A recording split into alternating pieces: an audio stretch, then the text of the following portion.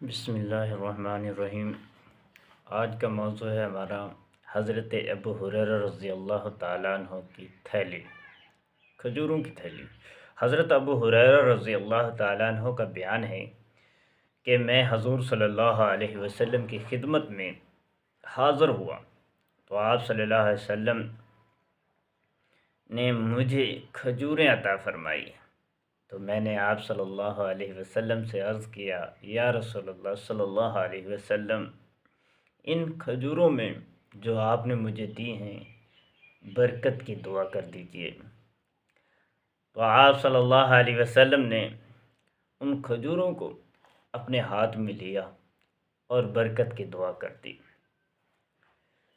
ارشاد فرمایا کہ تم ان کھجوروں کو اپنی تھیلی میں، اپنے توشہ دان میں رکھ لیں، اور کبھی بھی ان کھجوروں کو نکالنے کے لیے توشہ دان کا منہ مکمل نہ کھولنا۔ آپ اس تھیلی کے اندر اپنا ہاتھ ڈال کر توشہ دان سے کھجوریں نکال لیا کرنا، انشاءاللہ یہ کھجوریں کبھی ختم نہیں ہوں گی۔ حضرت ابو ہریرہ رضی اللہ تعالیٰ عنہ فرماتے ہیں کہ میں نے وہ کھجوریں 30 برس تک استعمال کی۔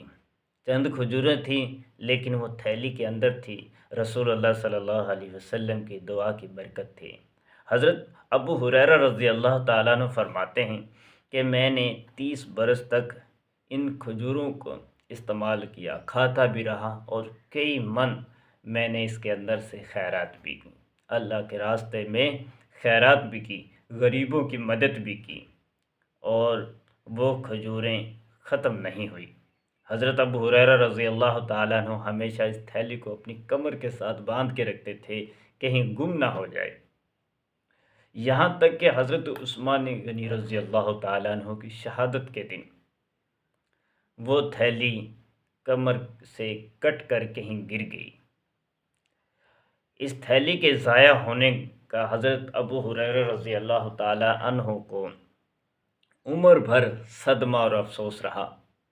حضرت ابو ہریرہ رضی اللہ تعالیٰ عنہ حضرت عثمان کی شہادت کے دن نہایت ہی رقت انگیز اور درد بھرے لہجے میں یہ شعر پڑھ رہے تھے: لوگوں کے لیے ایک غم ہے لیکن میرے لیے دو غم ہیں، کہ لوگوں کے لیے ایک غم اور میرے لیے دو غم ہیں، ایک تھیلی کا غم، دوسرا عثمان کا غم۔